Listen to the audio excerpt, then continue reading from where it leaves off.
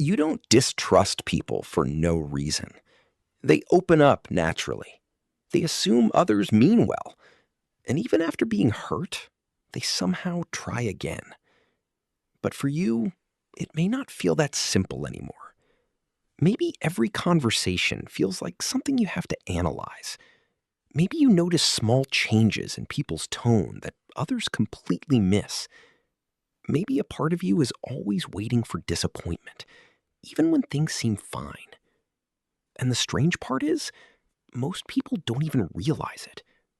Because people who struggle with trust rarely look emotional on the outside. They often look calm, independent, self-controlled, sometimes even emotionally strong. But internally, there's tension, a constant feeling that letting your guard down could cost you something.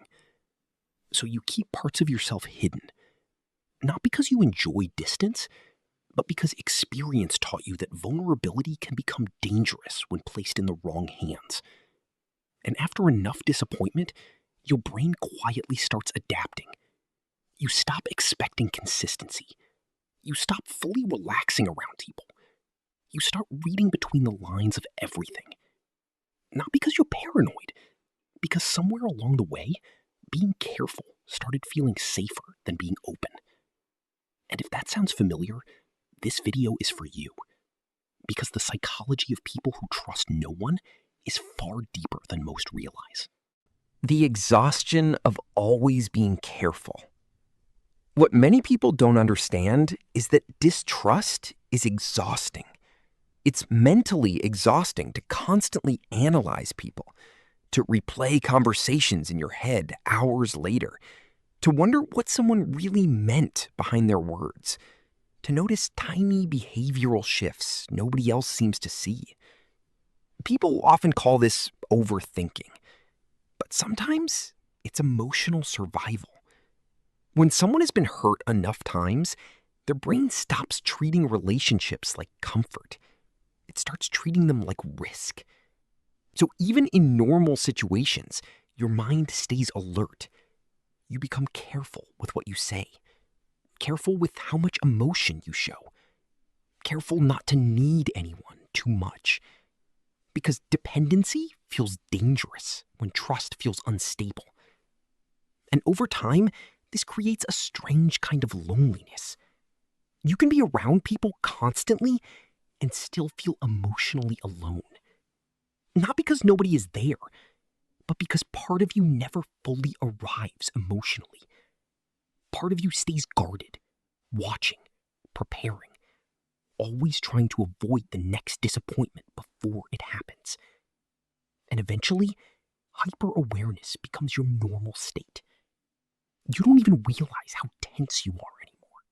Most people think trust issues look obvious. When people imagine someone with trust issues, they usually picture someone cold, angry, or visibly distant. But real distrust is often much quieter than that. Sometimes it looks like independence. Sometimes it looks like being low maintenance, like never asking for help, never needing reassurance, never depending on anyone emotionally. And people praise that version of you. They call you mature, strong, self-sufficient. But what they don't see is that extreme self-reliance is sometimes built from disappointment.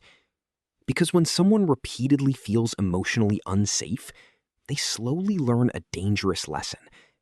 If I rely on nobody, nobody can hurt me. So you become the person who handles everything alone, the person who keeps emotions private, the person who says, I'm fine, even when internally you're overwhelmed. And eventually, people stop asking how you really feel because you've become too good at hiding it. That's the strange thing about emotional walls. At first, they protect you, but over time, they also isolate you. Because the same wall that blocks betrayal can also block connection.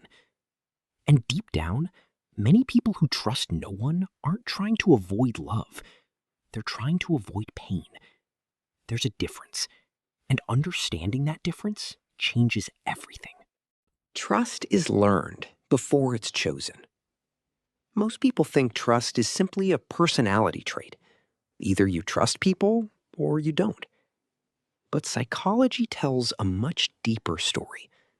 Long before we consciously choose how we see the world, our brain is already learning one important question. Is it safe to relax around people?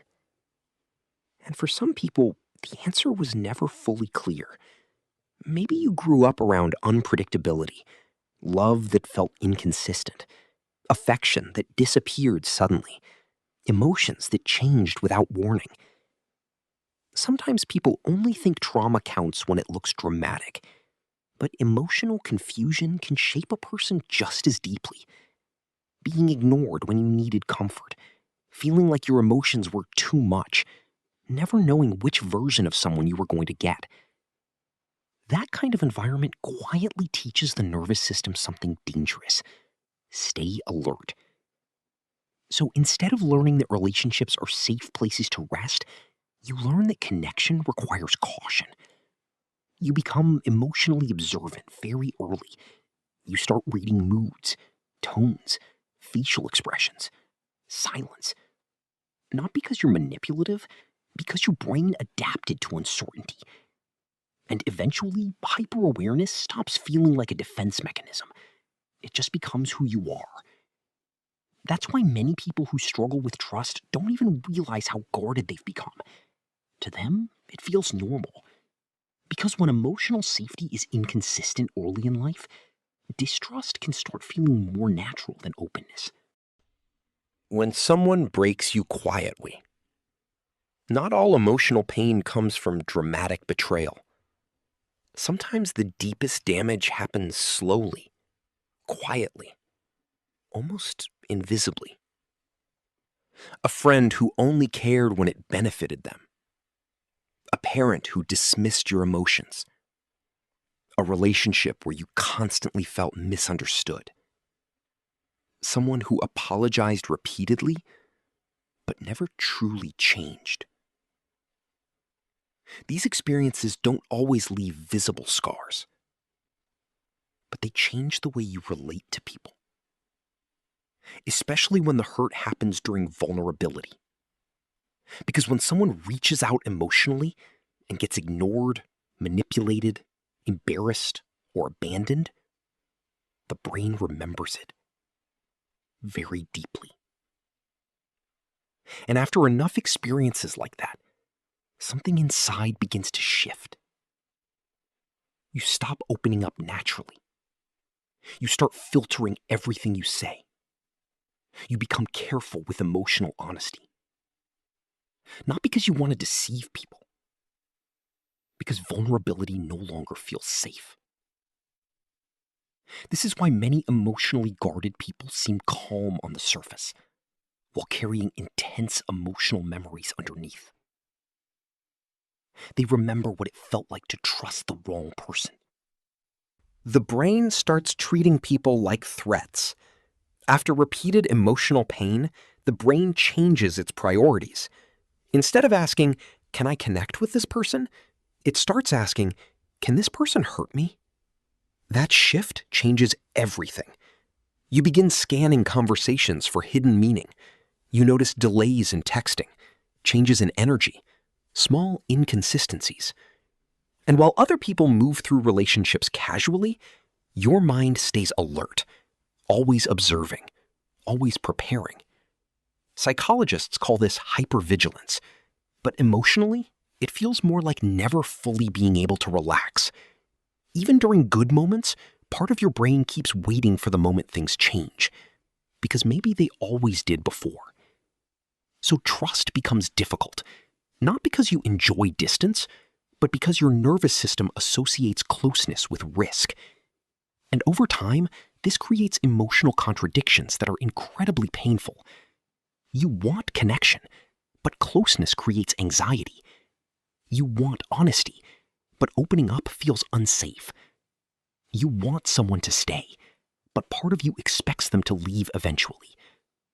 That's why people who trust no one are often misunderstood. Others may see them as cold, detached, or emotionally unavailable. but many of them are actually deeply emotional people whose nervous systems learned to survive through caution. And survival strategies are hard to turn off once the brain believes they're necessary, especially when being careful once protected you from getting hurt again. You crave connection, but fear exposure. One of the most painful parts of distrust is this. People who struggle to trust others are often the ones who crave connection the most.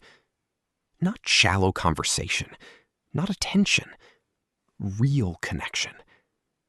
The kind where you can fully relax around someone, where you don't have to monitor your words, where you don't feel emotionally unsafe for simply being yourself. But when you've been hurt enough times, closeness starts feeling dangerous. So a strange contradiction begins to form inside you. You want people near you, but the moment someone gets too close, your instincts pull away. You hesitate before opening up. You hold back certain thoughts. You reveal yourself slowly, carefully, sometimes not at all. And because of that, relationships can start feeling emotionally confusing. Part of you wants intimacy. Another part wants protection. So even when someone genuinely cares about you, your mind may still search for hidden motives. Are they being honest? Will they eventually leave? Will they use this against me later? And sometimes the fear isn't even about betrayal itself. It's about exposure. Because trusting someone means giving them the ability to affect you emotionally. And for someone who has spent years trying to stay emotionally in control, that can feel terrifying. So you learn to survive in partial connection. Close enough to avoid loneliness, distant enough to avoid vulnerability. But over time, that emotional overthinking becomes emotional armor. People often treat overthinking like it's irrational, but for many emotionally guarded people, overthinking began as protection. If you can predict disappointment early, maybe you can avoid getting hurt. If you analyze people carefully enough, maybe nobody can catch you off guard again. So the mind adapts. You start replaying conversations, studying tone changes, analyzing pauses, questioning intentions, not because you enjoy anxiety, because uncertainty stopped feeling safe a long time ago. And eventually, thinking becomes armor. You prepare emotionally before anything bad even happens. You imagine worst-case scenarios in advance. You keep emotional exits open at all times. The problem is, constant emotional anticipation slowly drains your nervous system. Because when the brain never feels safe enough to rest, even healthy relationships can feel mentally exhausting. That's why some people isolate themselves completely. Not because they hate people, because silence feels easier than emotional unpredictability. No mixed signals, no hidden intentions, no emotional disappointment, just distance. But the human mind was never designed to live entirely disconnected. And eventually, self-protection can quietly become emotional imprisonment, where you feel safer, but also emptier. Why trusting people feels dangerous. At the center of distrust, there's usually fear. Not weakness, not coldness, fear. The fear of being emotionally exposed to the wrong person.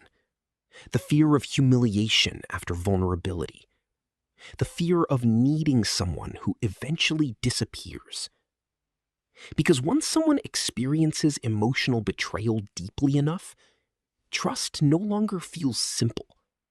It feels risky. And many people who trust no one aren't actually afraid of people themselves. They're afraid of what happens when people gain emotional access to them. Because emotional closeness creates influence. The more you care, the more someone can hurt you. So the mind tries to solve the problem logically. Don't depend on anyone. Stay emotionally controlled. Never reveal too much. At first, these rules feel empowering, but eventually, they create emotional numbness. You stop expressing things naturally. You second-guess emotional reactions. You become uncomfortable with needing support. And slowly, vulnerability starts feeling like weakness, even though it's one of the most human experiences possible. This is why emotionally guarded people often seem strong, while privately feeling exhausted. Holding emotional walls in place takes energy. Constantly monitoring yourself takes energy. Trying not to care too much takes energy. And sometimes the saddest part is this. Many people who trust no one secretly wish someone would prove